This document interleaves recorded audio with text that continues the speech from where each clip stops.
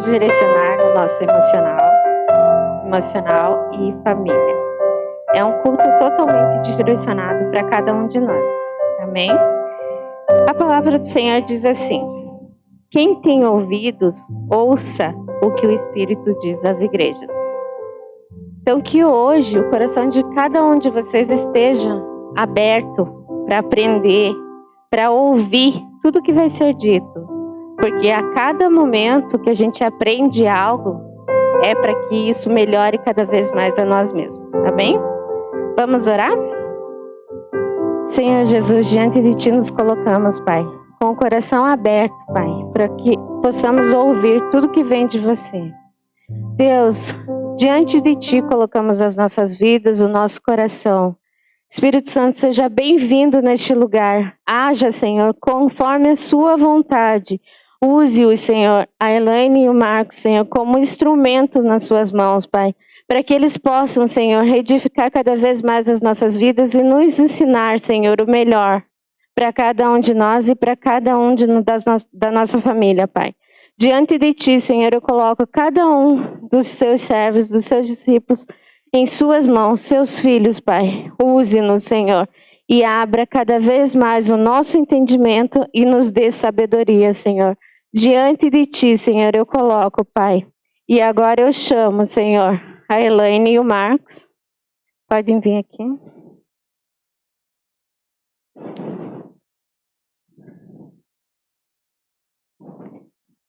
Igreja, essa é a Elaine, a psicóloga, e esse é o Marcos. Então vamos juntos orar pela vida deles?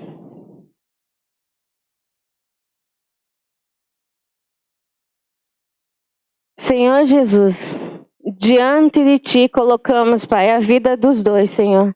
Tudo que não é do Senhor, Pai, que venha contra eles, que saia, se retire, Senhor, também até deste lugar, Senhor. Porque é para Ti a honra, a glória e o louvor para sempre, Senhor. Deus, colocamos diante de Ti, Senhor, toda a palestra, todo o desenvolvimento que eles fizeram, Senhor, para que melhore cada vida, Senhor, nossa, Senhor. Então, diante de Ti, Senhor, nós colocamos os dois, Pai, para que sejam, Senhor, instrumentos benditos em Sua mão, Senhor. Em nome de Jesus, já agradecemos pelo culto de hoje, Pai. Abençoa, Senhor, este lugar. Abençoa cada família aqui representada, Pai. Abençoa, Senhor, todos os que estão em casa também, Senhor, que ouvirão essa ministração, Senhor. Em nome de Jesus, te agradecemos, Pai. Em nome de Jesus. Amém. Sejam bem-vindos. E a palestra é toda de vocês.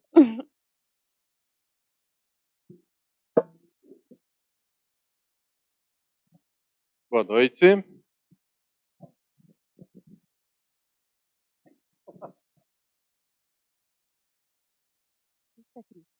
Deixa eu ver, testando. Tá bom? Então, como já dito, eu sou a Elaine, psicóloga, Marcos, também psicólogo. Eu sou especialista em terapia sistêmica familiar, até por isso que a Cris acabou me convidando para falar um pouquinho sobre isso com vocês. E aí o Marcos, ele entrou com a parte emocional, que está totalmente relacionado, né, com a família, com as relações, e é um quesito em que nós não damos tanta importância, principalmente, né, os homens. Existe aí algumas crenças referente ao emocional. Então, devido a isso, a gente vai falar um pouquinho sobre isso, Marcos.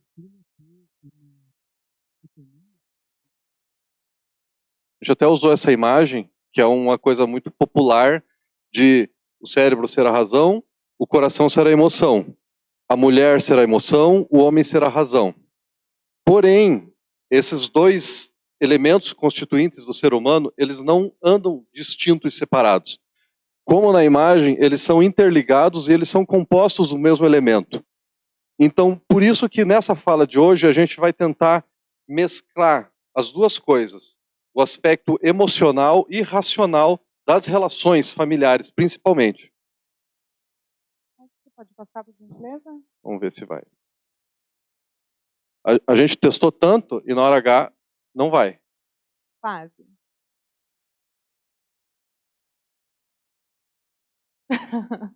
É sempre assim. Mas assim, enquanto eles localizam aqui. Nessa primeira imagem, nós trouxemos aqui a família tradicional. Hoje nós temos uma diversidade de família. Existem aí várias teorias, vários tipos de família, mas independente dessa diversidade, independente desse tipo de família, uma coisa que nunca muda, e eu acredito que nunca vai mudar, é a questão da hierarquia, do respeito, dos valores e dos papéis, independente do tipo de família que seja. Nesse slide aqui que nós trouxemos, nós colocamos ali que a família, ela forma um sistema. Esse nosso sistema familiar é o que forma o nosso sistema social. Então, lá fora, nós agimos conforme as nossas relações e as nossas interações. Muita coisa do que nós somos na sociedade, nós aprendemos dentro de casa. A questão de regra, respeito a regras, respeito ao próximo e respeito ao outro, limites até onde eu posso ir ou não, isso tudo vem da família e acaba englobando. Aqui na igreja, cada um, tem a sua família, são pessoas diferentes que se uniram e formaram um sistema. Esse sistema de união, formado por escolha, que não deixa de ser uma família, a família afetiva, que é onde cada um escolheu estar aqui. Ninguém está aqui obrigado, é uma escolha de cada um pertencer a essa família. Só que nesse sistema existem um pouquinho de cada um. O que um aprendeu dentro de casa, as regras, os seus valores, cada um trouxe um pouquinho disso para formar essa grande família. Pode passar, por gentileza? Aqui. Bora. Sei lá.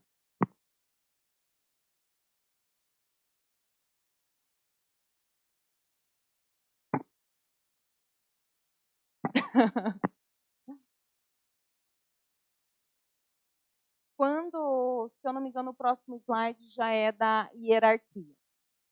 Não, é a família ainda. Então, como eu já tinha dito, a família é um conjunto de membros por escolha ou sanguíneo ali, é um conjunto de pessoas que formam esse sistema e decidem conviver e participar junto dessas relações e dessa união. Então, é a escolha de cada um, quando não pai e filho, nesse sentido. Pode passar, por gentileza? Aqui entra a questão da hierarquia. Empresta para mim a luz. Conforme eu tinha dito, o que faz diferença dentro do sistema? E para nós, essa diferença dentro do sistema e hierarquia, tanto na nossa casa, dentro da religião, das religiões e na nossa sociedade, a hierarquia ela é de suma importância. Por quê? É onde tem a organização, tem a responsabilidade de cada um e também o direito de cada um. Então, por isso que ela é tão importante, independente do lugar, seja no sistema familiar, no sistema social, ou até mesmo nessa família das instituições de igreja. Aqui, como que representa essa hierarquia aqui? Como pai, com os pais, a criança, filho, ele é sempre o menor. Então, essa hierarquia, ela tem que ser respeitada. Aqui, como a criança respeitando os pais. Nesse outro aqui, já é o casal. Isso aqui também é de suma importância. Por quê? Não é o filho ou a filha que tem que estar aqui. E sim o casal, e eles são iguais. Só deixa eu fazer uma observação. Com o casal, eles são iguais, mas eles têm papéis diferentes dentro da relação. E esses papéis, eles devem estar bem estabelecidos e eles devem ser cumpridos para que haja uma harmonia no sistema.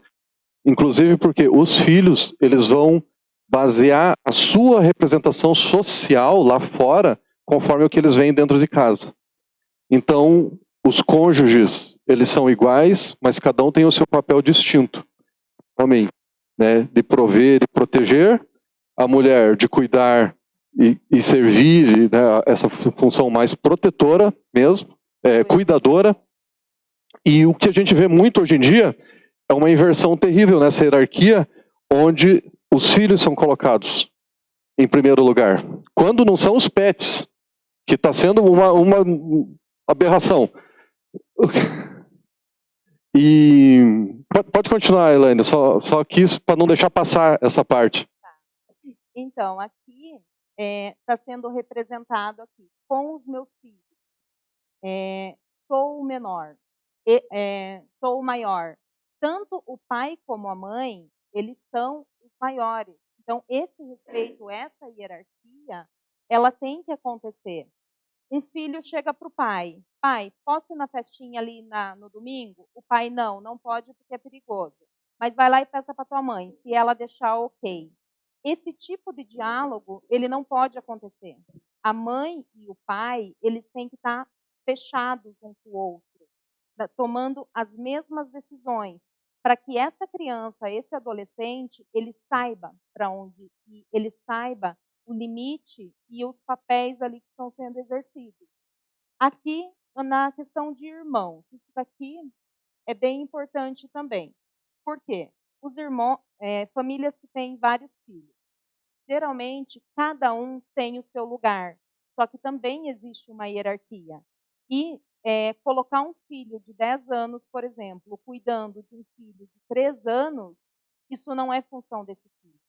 E isso acaba causando alguns problemas futuros de responsabilidade desse menor que ele não tem e, de repente, até um confronto com o pai ou com a mãe, porque ele acabou sendo o cuidador daquela criança ou, né, tomando uma responsabilidade que não era dele. Nós iremos fazer agora uma pequena simulação, porque essa simulação não, uma dramatização. Porque essa troca é muito sutil no nosso dia a dia, durante as nossas relações. Muitas vezes a gente não percebe que isso acontece. Então, nós iremos fazer uma dramatização de uma família disfuncional. Eu queria chamar a Marielle, a minha filha. Marcos.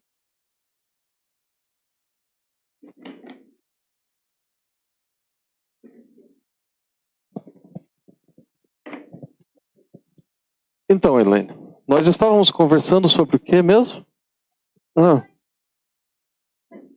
Oi, amor.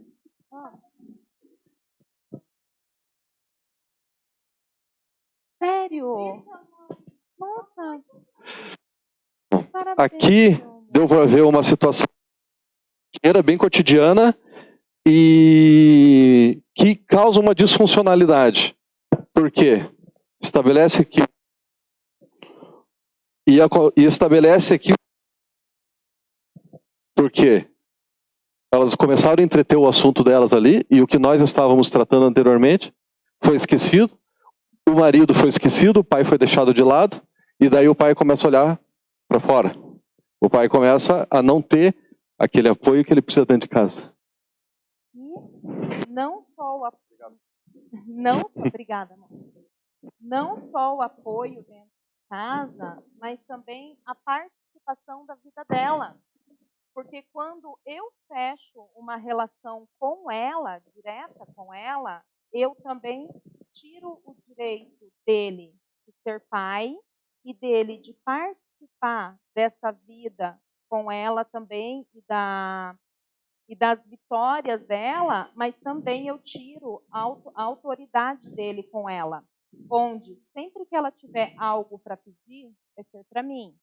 Sempre que ele falar um não para ela, vai ser a mesma coisa que nada. Então, já é uma relação totalmente disfuncional, porque eu, como mulher, eu não tenho aquela proteção. Por quê? Para a família ser mais equilibrada, o correto é o casal estar sempre junto, Um não é melhor do que o outro, tem papéis diferentes, e os filhos protegidos logo atrás ou um pouquinho na frente. É onde os filhos devem estar. E não no meio, nunca no meio, principalmente cortando essa relação aqui.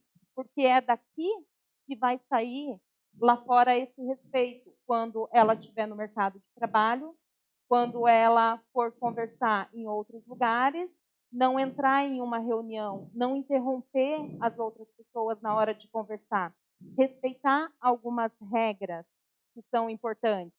Por exemplo, bater o ponto. Por que eu tenho que bater o ponto? É uma regra. Isso é imposto. Então, você tem que fazer isso. Você tem que aceitar, você tem que trabalhar com isso. Mas se ela não aprendeu dentro de casa, respeitar essas regras e seguir essas regras, ela não vai fazer lá fora. Pegando, né, esse exemplo que o Marcos falou, aí a nossa atualidade hoje, nossos adolescentes. Por que hoje é normal o adolescente brigar com o pai, brigar com mãe e fazer aquele fervo todo dentro de casa, estou indo embora, isso, aquilo, outro? Por quê? Porque em algum momento houve essa ruptura da relação de um deles. E quando aconteceu isso, esse filho, esse adolescente, ele acabou pegando uma liberdade pela falta de hierarquia e de respeito, onde ele precisa pertencer. Se lá fora, num grupinho de amigos, esse adolescente chegar e falar um não, por exemplo, vou usar a bebida. Chega um colega e oferece uma bebida para esse adolescente. Por mais que ele não queira, por mais que ele não goste, ele não tenha interesse nisso, o que ele vai fazer? Ele vai dizer que sim. Por que ele vai dizer que sim? Porque lá fora ele não pertence. Lá fora fica mais fácil desses amigos excluírem ele dessa rodinha. Então ele não pode bater de frente, ele não pode dizer não. Agora, dentro de casa, quando eu excluí ele da relação, eu permiti que ela batesse de frente com ele, que ela discutisse com ele. Por quê? Porque ela pertence a esse sistema, ela pertence a esse meio. Então ela pode dizer, não, pai, não quero isso, não vou fazer isso, bater boca com ele, porque ela sabe que desse sistema ela não vai ser colocada para correr, ela não vai ser colocada na rua. E lá fora não. Então lá fora ela aceita, lá fora ela diz não, porque dentro ela consegue enfrentar. Dentro do sistema familiar tem uma coisa que é fantástica, que é o amor incondicional. Então, por mais que o filho seja rebelde, que o irmão seja encrenqueiro, a gente ama aquela criatura e a gente aceita. Coisa que não vai acontecer no grupo lá fora. Então, por isso que dentro de casa tem essa licença, eles se folgam mais, eles pressionam um pouco mais. E tanto com os filhos, com os pais, com o cônjuge, muitas vezes a gente tem que amar pelos dois. Porque tem horas que ela tá mal e eu vou ter que carregar ela e vou ter que amar pelos dois. Tem horas que eu vou estar mal, que eu vou estar chato, que eu vou estar ranzinza e ela vai amar pelos dois. E isso exige uma moeda de troca, porque senão começa a virar uma perversidade contra o outro. Porque às vezes, na relação, a pessoa esquece que o gesto de amar alguém é você querer o bem máximo do outro, não é o bem para si, não é eu estar bem. Eu gosto do fulano porque o fulano me faz me sentir bem. Não, o amor é você querer o bem do outro. E se isso acontecer só de um lado, a relação ela começa a ficar degenerada. E isso não pode acontecer. Para isso não acontecer, tem que ter uma vigilância constante. Sob quem nós temos sob quem nós exercemos alguma influência hierárquica, a gente consegue contornar isso. Que são os familiares que nos ouvem, os filhos que nos ouvem. Agora, quando é uma relação de iguais, isso fica um pouco mais difícil.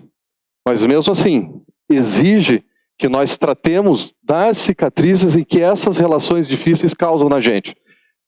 A gente tem que parar de tratar as pessoas como descartáveis.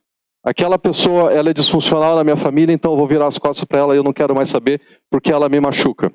Não. Você tem os recursos para lidar com essas cicatrizes, desse machucado que essa pessoa te causa. Continua, senão eu me empolgo e vou embora. Tá. Porém, tem um certo detalhe nisso que você comentou. Porque assim, nós temos mais ferramentas, às vezes outro, nós conseguimos lidar de uma forma diferente. Porém, quando nós falamos com esse outro, quando nós tentamos com esse outro, e esse outro, ele não está disposto, ou ele não quer, por seja lá qual o motivo, ele não quer e ele não aceita essa ideia, você também, né, nós não podemos nos sacrificar em prol do outro. Caiu sempre, vou lá, levanto. Caiu, vou lá, levanto. Aí pego pela mão, venho aqui e mostro. Olha, aqui tem um buraco. Não pula mais nesse buraco. Aí o indivíduozinho vem e resolve passar por cima do buraco e cai de novo. Aí não tem como. Você ajudou ele a levantar, você ensinou ele, só que o indivíduozinho passou por onde não devia ter passado. Ele já tinha esse conhecimento. O que você vai fazer? Vai deixar essa criaturinha cair, ver o fundo do buraco ali, e aí você vai estar ali. Agora, vamos levantar assim? Agarra de um lado, agarra do outro, coloca o pé ali e sobe. É assim que você vai ajudar, você não vai abandonar. Só que você vai mostrar como ele vai fazer. Você não vai pegar e jogar uma escada para ele subir, porque ele tem que aprender. E aí, com isso, você não pode se sacrificar também. Para isso, a gente tem que ter uma coisa muito importante, que é a regulação emocional. Porque chega uma hora em que nós simplesmente acaba a paciência. E nós deixamos de responder da maneira mais adequada. A gente começa a responder da maneira mais fácil. E o caminho mais fácil sempre é mais convidativo. Para fazer a regulação emocional, você tem que identificar daí, naquela situação, naquela relação, naquele calo que a pessoa pisou, o que aquilo ativou em você.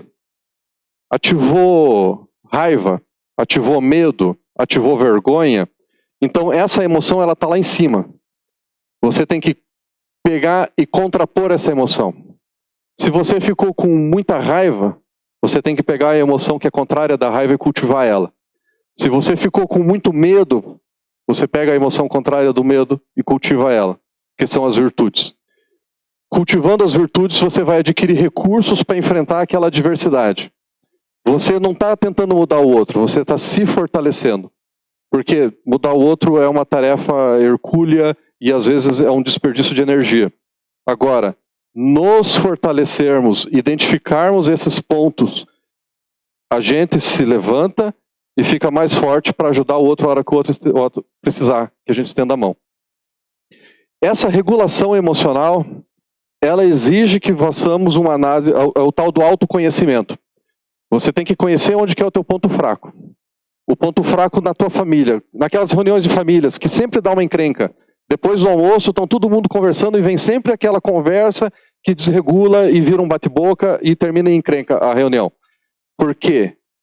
Alguém tem um gatilho e o outro sabe daquele gatilho, vai lá e cutuca bem ali. Esse ele tem que estar prevenido. Ele sabe que aquele é o ponto fraco dele, então ele está prevenido para não reagir daquela maneira extrema. Ele está prevenido para, como se fosse o porco-espinho, o outro vem com um espinho muito forte e você levanta um escudo. E esse escudo, ele vai ser cultivado nas virtudes, que são coisas que não vêm naturalmente. Como a própria palavra diz, é cultivado. Sementinhas que são plantadas e a gente vai regando, regando, regando. Lá na frente a gente vai colhendo os frutos.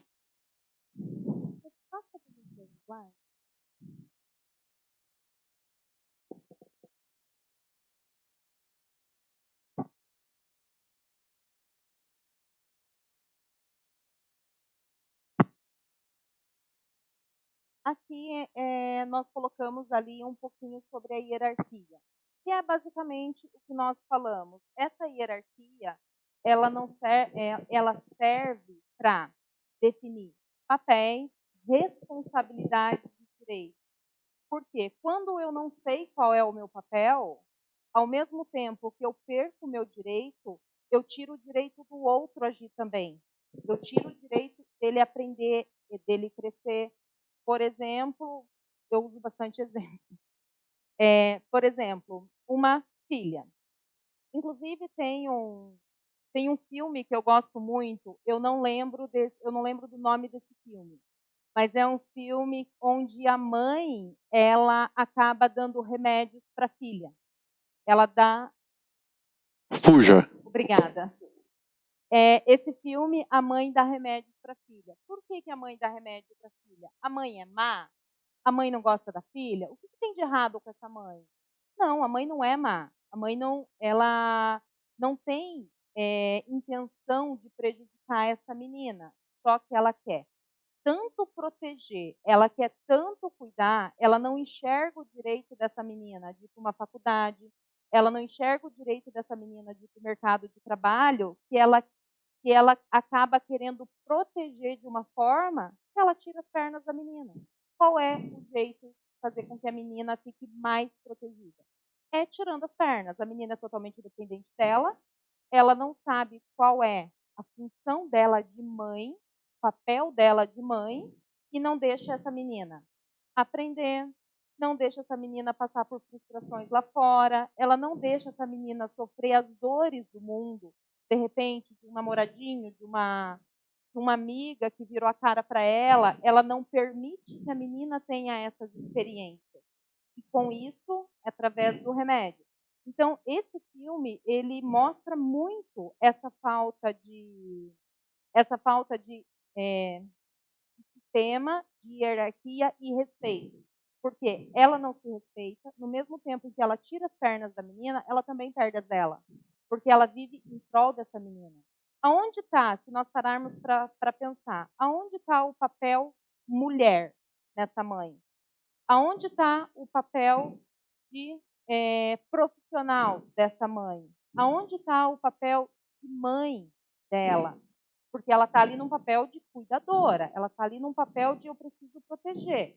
Esse é o papel dela. E o restante dos papéis? Aonde que fica? Então, a hierarquia, ela serve para equilibrar esse sistema. Dizer, você é mãe, você tem essa função, você faz isso. Daqui para lá, é com ele, é com ela. Quer falar?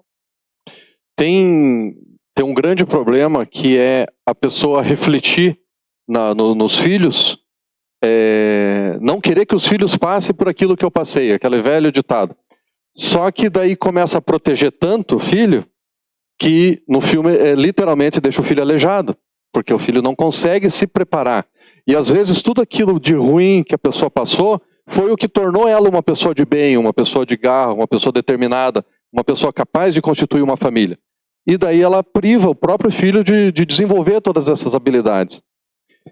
E tem uma coisa terrível, nesse exemplo que a Helena estava falando, a mãe ela tolheu totalmente a liberdade do filho. O outro oposto é você dar liberdade total. Porque a liberdade total é uma pseudo-liberdade. Porque essa criança, esse adolescente, ele pode fazer o que ele quiser. Então são tantas possibilidades e ele não tem um referencial não tem maturidade para escolher entre essas possibilidades, que ele faz tudo e faz tudo e ao mesmo tempo não faz nada. A mente dele fica totalmente perdida. Uma hora que faz isso, uma hora faz aquilo, quer isso, quer aquilo outro, nada satisfaz. Então os pais falam, eu dou de tudo para essa criança e ela quer cada vez mais. Claro, porque você está dando um leque infinito. A maior liberdade que você pode dar para uma criança é estabelecer limites. Um limite lá, um limite aqui. Você tem a liberdade de andar até ali e de andar até aqui. Pronto, o mundo dela está estável. O mundo dela tem um limite, tem uma segurança e ela tem um referencial. Essa é a melhor coisa que você pode fazer por um filho. E essa é uma coisa que ela se reflete em todas as relações. Porque, às vezes, você sofre o abuso de um pai, o abuso de uma mãe, abusos financeiros. Por quê? A pessoa ela não consegue estabelecer o limite. Eu não vou falar não para o meu pai, ele precisa de dinheiro emprestado, eu não vou falar não. Às vezes tem que falar não. Porque senão, onde que está o limite? Até onde essa pessoa pode ir? Quem de nós tem assim um equilíbrio tão bom, tem um desenvolvimento tão completo, que pode lidar com toda essa liberdade? É um poder muito grande que tira as pessoas do rumo. E as pessoas começam a cada vez mais, cada vez mais. Por isso que a hierarquia é fundamental. A hierarquia, ela diz, você pode ir até ali, você pode ir até aqui, e eu estou cuidando de você. Mesmo que esse cuidado possa ser não fazer a sua vontade. Porque nem tudo que é gostoso é bom. Às vezes os pais, eles dão aquelas coisas que os filhos querem, que é gostoso. Às vezes, diversos, os pais, os cônjuges, mas aquilo não é bom para a pessoa. É uma pseudo, é uma ilusão. Continua. Você falou, acabou entrando aqui, ó, esse primeiro tópico que nós colocamos, na organização externa e interna. Por quê? Na falta de hierarquia, a criança, e hoje muitos adultos, eles crescem sem esse referencial. É aquele adulto que ele não confia no outro. É aquele adulto que, se você fala para ele, ele sempre vai estar, mas será? Será que é isso mesmo? Ele não se firma, ele não cria raízes em lugar algum, porque ele não tem essa segurança, ele não aprendeu a ter essa segurança para que ele possa confiar e permanecer. Tudo devido à falta de equilíbrio e a os papéis ali não serem definidos. Faça, por gentileza.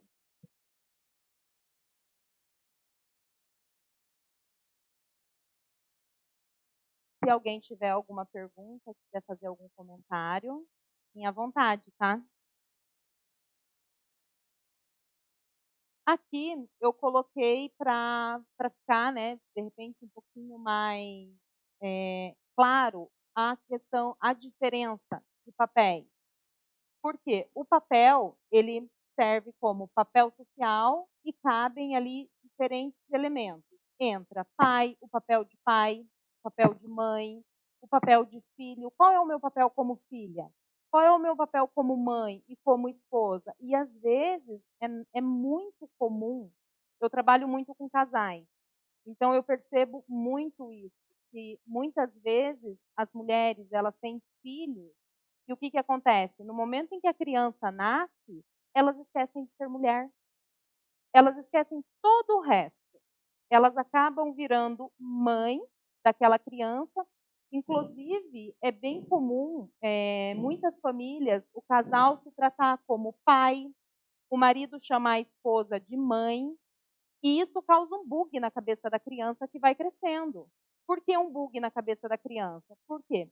Se ele é pai dela, como é meu pai, como que eles dormem juntos? Como que é a relação de homem e mulher? Então, eu também posso dormir com a minha mãe ou com meu pai. Tanto que tem muito adolescente de 16 anos hoje, eu falo essa idade porque eu tenho alguns, acompanho alguns, que ainda dormem com a mãe. O pai acaba dormindo na sala, no outro quarto, e esses adolescentes dormem com a mãe, porque esses papéis não foram definidos. E isso é muito sutil. Isso acaba acontecendo. Às vezes, a mãe, para ensinar a criança a falar pai, ela começa a chamar o marido de pai.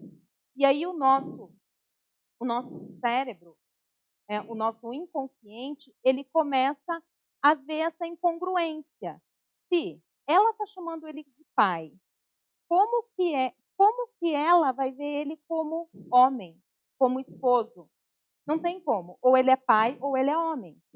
Não tem como ser os dois. E aí entra a questão de valores, né, de cada um conforme ali a criação. E isso, além de sequestrar a criança nesses referenciais, ela sequestra o próprio cônjuge. Porque nós somos de gerações, todas as gerações anteriores, daquela dicotomia: mulher emoção, o homem razão. Então o homem sempre cresce com um déficit nesse desenvolvimento emocional, nesse desenvolvimento emotivo. E quem que supre isso melhor do que uma mãe? E quando a esposa assume esse papel de mãe, para ele fica muito confortável. Porque é um papel que a mãe é muito mais carinhosa. Porque com a minha esposa eu tenho que ser um homem, eu tenho que ser forte, eu tenho que prover. Agora com a minha mãe não, com a minha mãe eu sou cuidado. A minha mãe, ela dá carinho. Com a minha mãe eu posso chorar, apesar que os homens geralmente não fazem isso. Mas cria ali inconscientemente, o marido começa a ver a mulher como mãe e a mãe começa a ver o marido como pai. Por quê? Eu preciso comprar tal coisa. Chega para o marido e pede. Ela começa a se despreocupar um pouco com certas coisas mais racionais que ela começa a delegar para o marido. Eu não quero dirigir porque ele me leva, ele me traz para qualquer lugar. Por quê? Porque o ato de dirigir, ele exige assim, mais um raciocínio lógico, uma localização. Então, essas partes que foram mal desenvolvidas em nós, elas continuam mal desenvolvidas, porque a gente delega ao outro. Em vez de nos aperfeiçoarmos e nos completarmos, não. Começa a delegar a emoção, ela começa a delegar a razão, e isso vai se perpetuando. Então, nós, aproveitando aqui que nós estamos na época, né, que acabou o Outubro Rosa e o Novembro Azul, nós temos que lembrar que não existe essa dicotomia, voltando, né, ao que eu falei no começo. E principalmente nós homens, que temos ainda assim esse papel social bem marcado, a gente pode assumir também esse papel emocional e sentimental que faz parte de nós. Porque por mais que a gente mascare um sentimento, a gente pode mascarar tristeza com raiva, a gente pode mascarar medo com vergonha. De qualquer maneira, nós somos regidos por emoções. Só que você está tentando controlar, e às vezes essa tentativa de controle não dá um bom resultado. Porque o homem ele tem vergonha de muitas coisas, tem vergonha, nós acima dos 40 anos, temos vergonha de ir lá fazer o exame de próstata. Nem precisa, hoje em dia faz o PSA, só se der problema no PSA. Mas daí, com aquele sentimento deturpado de vergonha, com aquele ranço dessa dicotomia, deixa de se cuidar. Tem problema de diabetes, mas aí, eu não vou parar de fazer tal coisa, porque tal coisa fiz sempre assim. E daí começa a racionalizar, em vez de pensar, olha o sofrimento que eu estou causando para minha família ficando doente. Olha o sofrimento que eu vou causar para minha família se eu infartar aos 50 anos. Então essas são questões emocionais que o homem tem que começar a puxar para si, para deixar de ser tão ranzinza quando fica mais velho e deixar de ser tão rebelde quando é novo, porque daí quando é novo não quer se submeter àquela vida mais pacata, uma vida mais tranquila, quer ganhar o mundo, quer aventurar demais. São as distorções. E a mulher, por outro lado, ela não pode se fechar demais, ela se embotar demais, porque a sociedade exige que a mulher ela também tenha os desenvolvimentos tanto intelectual quanto emocional, muito mais do que era antigamente. Pegando esse gancho do emocional, é interessante porque essa disfuncionalidade de papéis, inversão de papéis, eu acho que é a palavra mais adequada. Isso acaba também na mulher trazendo muitas questões emocionais não conscientes. Por quê? No momento em que a mulher começa a chamar o esposo de marido, pai, ela acaba cuidando um pouquinho do lado mulher dela. O que é esse lado mulher dela? Não é só da beleza física, mas sim da saúde, exames, cabelo. A autoestima dela acaba indo por água abaixo, onde ela não se percebe mais como mulher, como pessoa, e sim como uma simples mãe ou dona de casa, e aí começa a ficar estressada, aí começa a brigar com os filhos, brigar com o marido, brigar, né, com Deus e todo mundo, e não sabe o porquê. Mas, muitas vezes, esse porquê, ele está na autoestima dela mesmo, igual o Marcos falou, não cuida da saúde, né? Vai lá, está com diabetes. A saúde, ela é o quesito mais importante que nós temos. Os nossos neurotransmissores, dopamina, noradrenalina, é o que define as nossas emoções, o nosso dia a dia, tristeza, alegria. Então, no momento em que nós começamos a nos sabotar referente a isso, inibindo o neurotransmissor ali da felicidade, vamos usar esse, inibindo esse neurotransmissor, eu vou ficar azeda, eu vou ficar de mau humor. E aí, o meu marido, os meus filhos, vão começar a cutucar mais nisso. Só que eu não sei esse motivo. Só que esse motivo, ele está lá atrás quando eu deixei de exercer o meu papel de mulher e passei a ser mãe do meu marido, então eu não preciso nem olhar para ele, né, que eu sou simplesmente mãe, e com isso a minha autoestima vai indo por água abaixo e esses neurotransmissores começam a serem interrompidos ou, né, outros também que acabam definindo toda a nossa saúde, tanto física quanto emocional. Aí entra o mal atual é ansiedade e depressão. É que a ansiedade é muita serotonina, muita dopamina, noradrenalina. Os neurotransmissores, eles regulam todas as nossas emoções. A depressão, muito cortisol. Aí a gente pode olhar por outro aspecto, né? Depressão, fica olhando muito para o passado. Ansiedade, fica olhando muito para o futuro. E deixa de olhar para o presente. Deixa de olhar para a pessoa que está aqui do teu lado agora, nesse momento. Deixa de fazer planos com essa pessoa. Muitos ficam lembrando de coisas do passado. Ah, eu fiz isso, eu fiz aquilo, era melhor. Ou então fica antecipando o futuro. No futuro vai ser assim, no futuro eu vou fazer isso. Ou o futuro vai ser terrível. E deixa o momento presente de lado. A pessoa que está do teu lado fica de lado. Você deixa a si mesmo de lado. Se você entra nessa armadilha que é antecipar o futuro ou ficar só remoendo o passado. Essa armadilha faz muitas pessoas entrarem nos medicamentos psicotrópicos, que daí também é outra armadilha, porque o medicamento psicotrópico ele é para ter uma intervenção pontual, numa crise, num momento de uma doença mental, e as pessoas usam como bengala para o resto da vida. Quantas pessoas estão tomando medicamentos psicotrópicos 3, 4, 5 anos sem parar? E essa não é a função deles. O psicotrópico, o medicamento, ele é uma boia salva-vidas que você tem ali para tomar um fôlego e nadar até o barco ou nadar até a terra. Não é para você ficar sentado naquela boia ali, desfrutando daquela boia eternamente, sem rumo. Vamos adiante. É o caminho mais fácil às vezes, mas Uhum. não o mais correto. Vocês não precisam me responder, só pensem, tanto homens como mulheres. Qual foi a última vez que vocês pararam em frente ao espelho, olharam para vocês e conseguiram enxergar quem realmente vocês são? O que vocês gostam? O que vocês, o que faz vocês se sentirem satisfeitos? Quais são os valores, as vontades, os desejos? Não porque ele ou porque ela quer, mas o que eu gosto? Quem de vocês que consegue fazer isso ou faz isso com uma certa frequência para olhar para si mesmo? Porque quando você olha para si mesmo, você consegue perceber os papéis, você consegue perceber que você não está sendo só pai, não está sendo sua mãe, não está sendo sua filha. Você consegue perceber o todo em volta disso. Você pode passar por gentileza? Aqui, ó, eu trouxe papel e contrapapel para, né, explicar um pouquinho mais. Por exemplo, ali, esposo e esposa. Qual é o papel do esposo?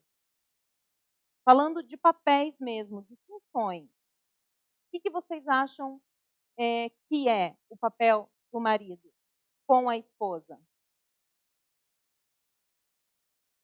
Alguém se habilita?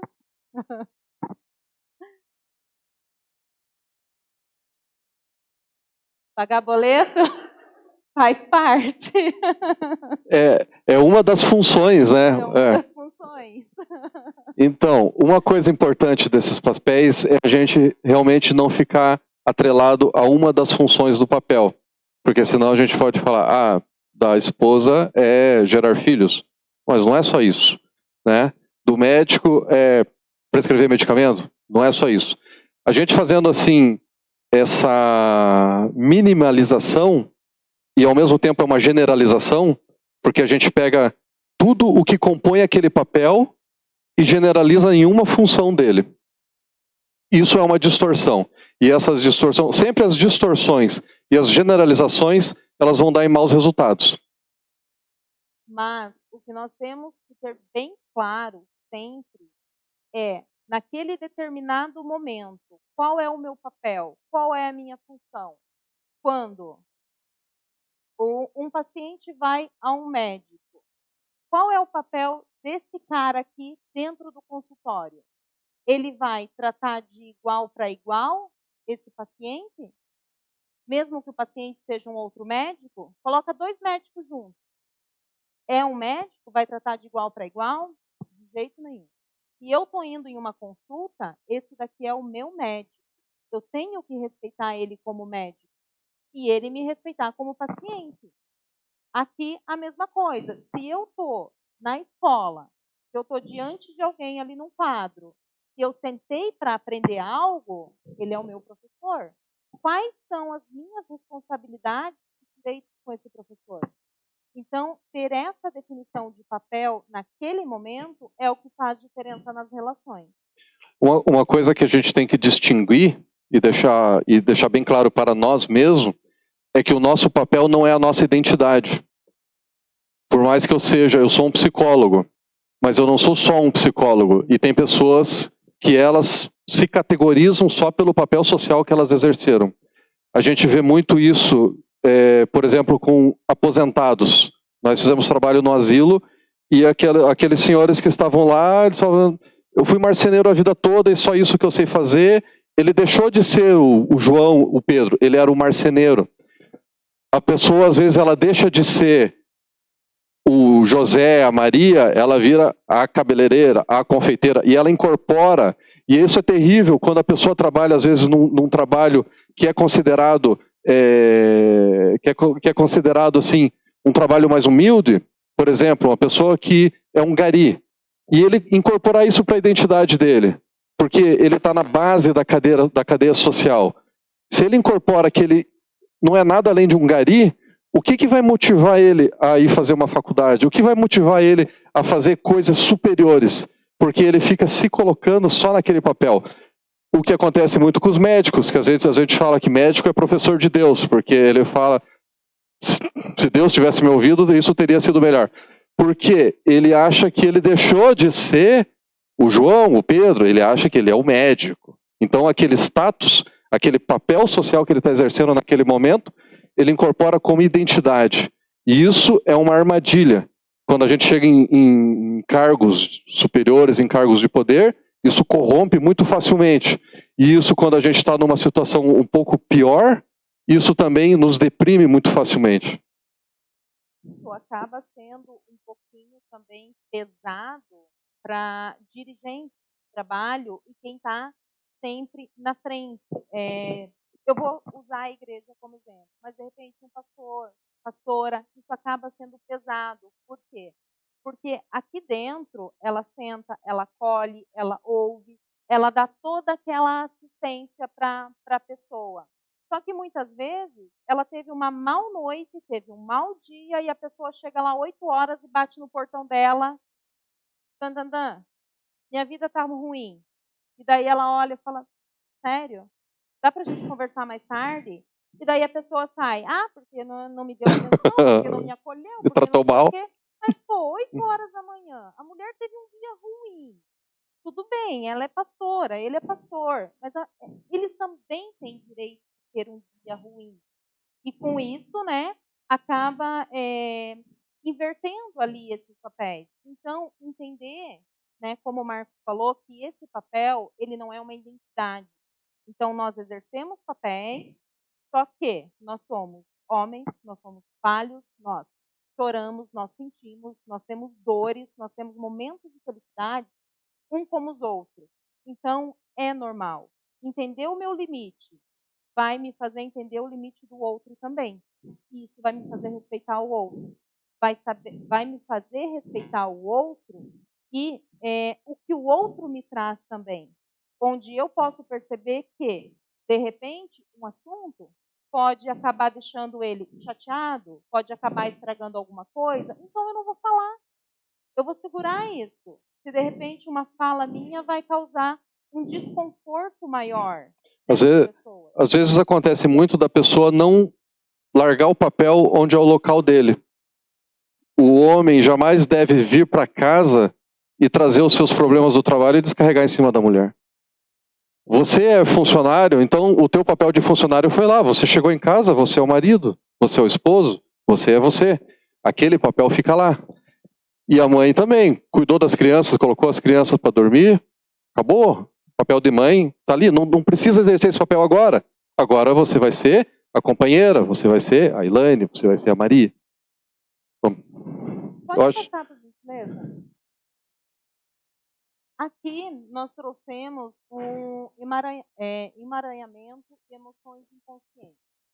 Por quê? Quando não há essa discussão de papéis, tudo fica enrolado. É filho tomando decisão por pai, por mãe. É filho que de repente chega no meio da reunião, não, eu não concordo com isso. Isso não pode ser assim. Só que ele não tem autoridade para fazer isso. Quem toma as decisões são os pais.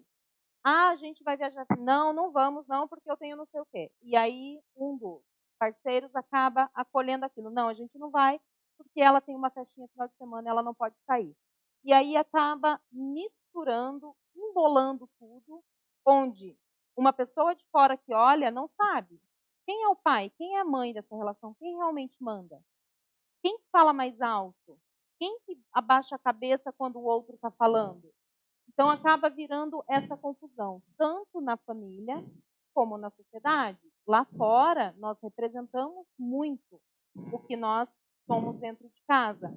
Então, lá fora, isso acaba acontecendo também. Mas quem é o patrão? Quem é o chefe? Quem exerce esse papel? Quem é o responsável por isso? Aí você não sabe quem é o responsável. Você não sabe aonde você deve se dirigir ou deve conversar para tomar uma decisão, de repente, algo um pouco mais importante e sério. Todo mundo passa por situação semelhante quando vai resolver um problema, e daí você chega pro o primeiro fala, não é comigo, é com o segundo fala, não é comigo, é com o primeiro, e fica um jogando para lá, outro jogando para cá. Por quê? Os papéis não estão bem definidos. No serviço público a gente tem isso muito claro, porque um fala, isso é competência do município, daí o outro fala, não, isso é competência do Estado. Também tem aquela piada do cachorro com 2 donos que morre de fome, porque um dono acha que o outro deu comida, o outro acha que o outro deu comida, e o bicho acabou morrendo de fome. Os papéis não estão bem estabelecidos. Porque na hora que tem um emaranhamento, você perde a individualidade. E quando você perde a individualidade, você já não sabe se você tem que fazer isso, se o outro tem que fazer aquilo. E o que pode acontecer? Numa situação de emaranhamento, você começa a destoar, você é colocado para fora. Então, naquela imagem ali, tem muitas famílias que têm um emaranhamento e tem um membro da família que está jogado lá fora. Por quê? Às vezes ele quis se colocar como uma individualidade e ele não foi aceito dentro daquela disfuncionalidade que era o emaranhamento. Às vezes a pessoa ela está tentando fazer a coisa certa, colocar as coisas nos seus devidos lugares, colocar os limites onde tem que ser colocados, mas daí o grupo está disfuncional e rejeita quem está tentando colocar um pouquinho de funcionalidade ali dentro. Por isso que a comunidade ela tem que ser unida, com os papéis bem estabelecidos, e sempre ter a prevenção, o vigiai, que é fundamental. Quando vê que as coisas estão saindo, já ir colocando os pingos nos is, colocando cada um nos seus devidos lugares, para não ter que consertar uma coisa que já virou um nó, que daí já não tem mais, é só cortando. Que daí tem que cortar um membro aqui, tem que cortar um membro ali, tem que alejar um de um lado, para conseguir separar tudo aquilo. Você comentou, me lembrou uma fala. Eu tenho vários sobrinhos. E em um determinado momento, alguém chegou para mim e comentou: você parece ser mãe dele. Você podia ser a mãe, a segunda mãe. Você é a segunda mãe de fulaninho. Aí na hora eu parei, eu pensei. Daí eu olhei para as crianças, olhei para a pessoa e falei assim: não, eu sou a tia, eu não sou a mãe. Eu os amo, eu gosto, mas eu sou a tia. Eu não posso deixar que essas crianças cresçam pensando que eu sou a mãe deles. Ou que eles tenham essa ideia de que eu sou a mãe. Claro, se eles, por opção, escolherem isso, tudo bem, eu vou ficar muito feliz. Mas eles têm que saber que esse papel de mãe não é meu. Eu sou a tia dele. Se chegar, igual ela está falando, se chegar numa situação em que, como ela falou, eles escolherem ela como mãe, está tendo uma falha onde? Lá no papel de mãe dentro de casa, né? Então sempre vai ter, em alguma das pontas vai estar acontecendo uma disfuncionalidade, alguém não vai estar cumprindo o seu papel da melhor maneira possível. Para isso, eu acho que já é o último aqui, né? Tem mais um?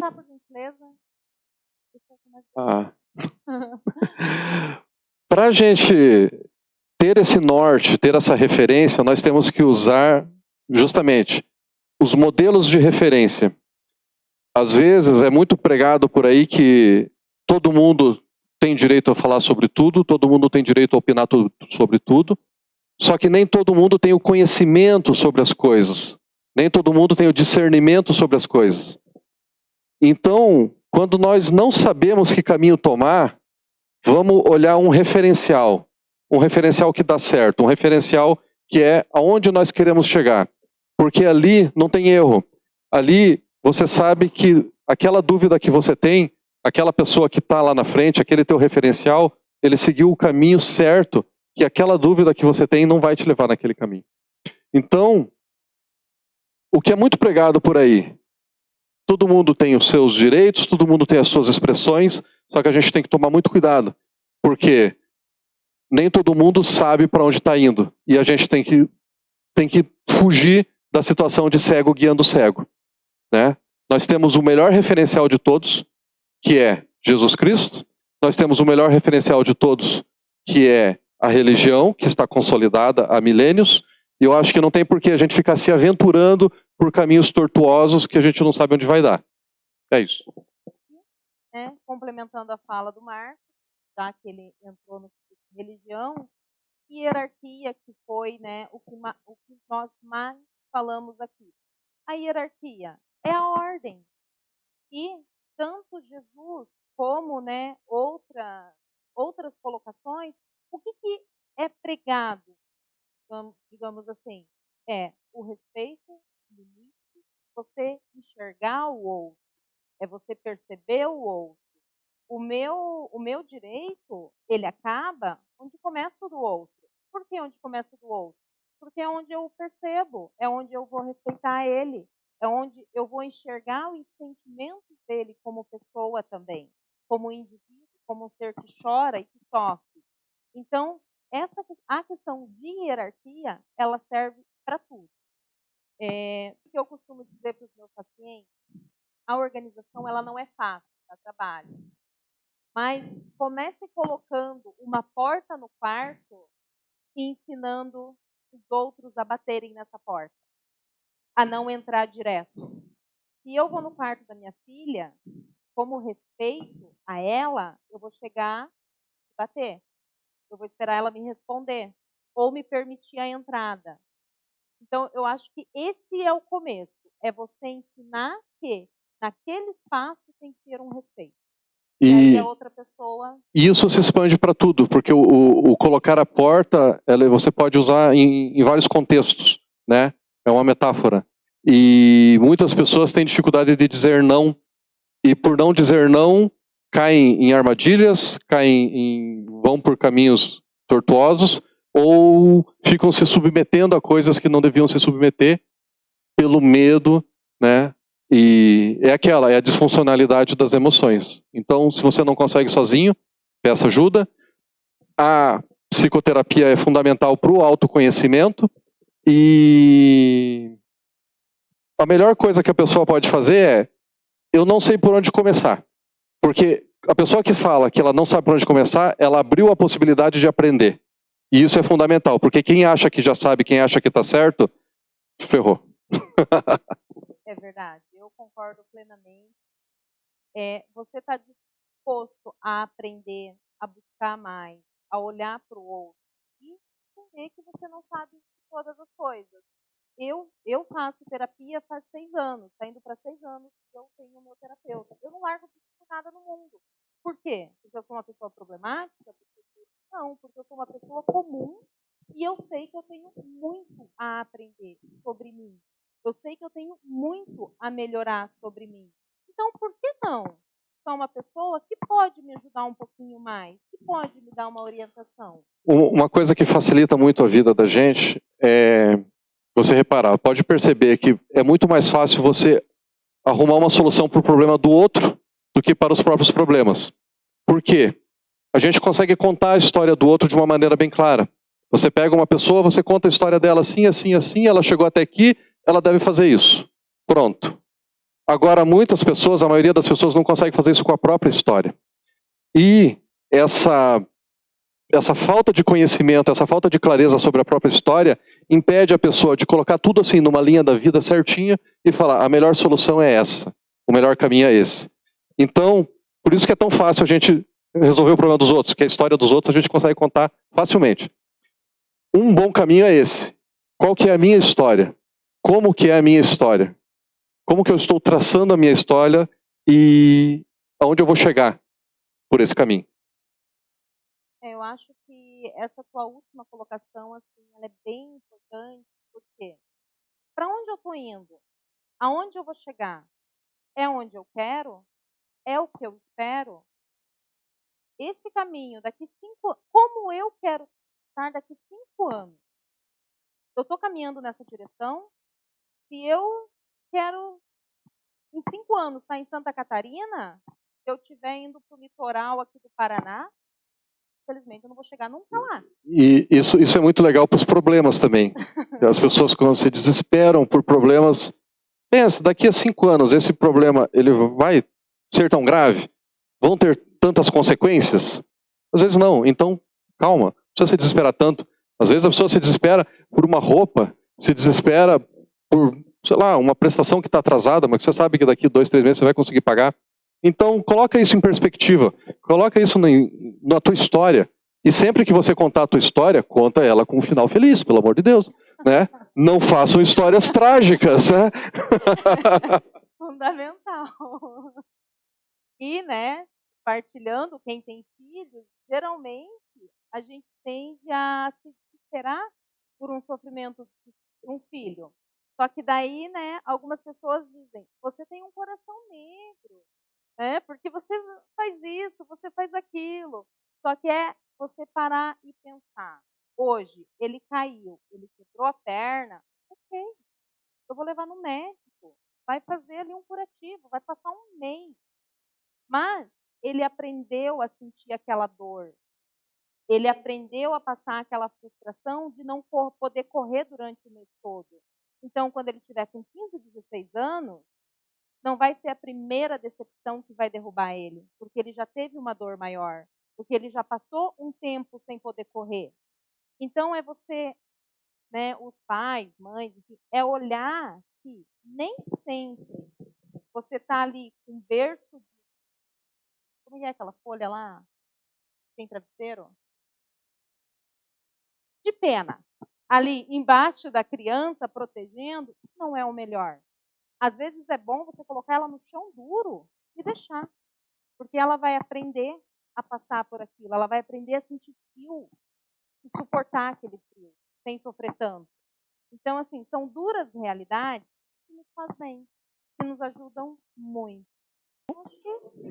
Não tem? Vocês estão todos, né? Ótimo.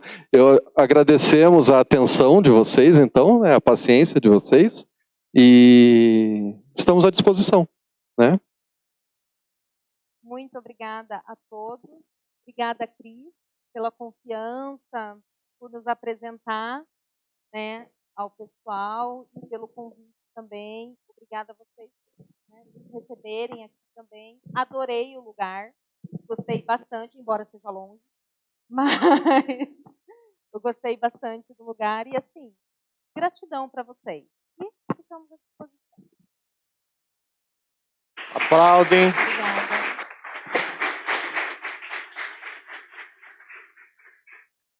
Gratidão a Deus, gratidão Marcos, Elaine, né? Deus abençoe as suas vidas, seus projetos. Né? Como igreja, nesta noite, nós rendemos graça ao Senhor pelas instruções, pelas palavras, né? Que está dentro daquilo que o Senhor ordena na sua palavra, né? E como igreja, como comunidade, temos desafios diários para serem superados. Vamos superar? Aí sim, hein? Coloque-se em pé, por favor. Vamos orar ao Senhor, dando graça por essa oportunidade. Pai, nós te louvamos, nós te bendizemos, porque o Senhor é bom. Porque a tua graça é abundante, Pai, em nossas vidas. Obrigado, Deus, por esta noite, por estas palavras. Pai, de família, que veio dos céus, da sabedoria que o Senhor tem colocado, Pai, nos homens, nas mulheres, que o Senhor tem usado para esse tempo, para trazer esclarecimento, Pai, às famílias da terra. Nós somos gratos ao Senhor, Pai, pela vida da Elaine e do Marcos, que nesta noite nos abençoou, Pai, com estas palavras. Que o Espírito Santo do Senhor, Pai, possa ministrar de forma tremenda e poderosamente na vida deles.